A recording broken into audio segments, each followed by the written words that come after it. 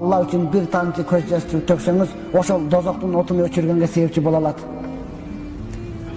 Банкрот болгонуңуз үчүн, дүйнө үчүн көз жашыңызды чака-чака төксөңүз, ал дозоктун отун өчүргөнгө эмес, күчөйткөнгө себепчи болот, урматтуу тууган. Өткөндө айтканмын, дагы айтам. Пайгамбарыбыз ушинтип дүйнөнү топтоп алып баян кылганда, отурган сахабанын бардыгы көз жашын төктү.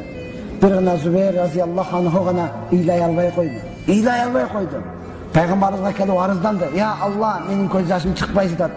Пайгамбарыбыз көкүрөгүнүн колун коюп туруп, "Ухружи я адуаллахи." Ey Allah'ın düşmanı, çıkıp ket. Degende gana közüden жаш чыгып iylay баштады. Ошондо Пайгамбарыбыз айтты, közüden жаш чыкпашлык күнөөдүн көптүгүдөн болот. Күнөөнүн көптүгү өлүмдү унуткандыктан болот. Өлүмдү унутуу дүйнөнү жакшы көргөндүктөн болот. Дүйнөнү жакшы көрүү үмүттүн өтө узун болгондугунан болот, деди урматтуу.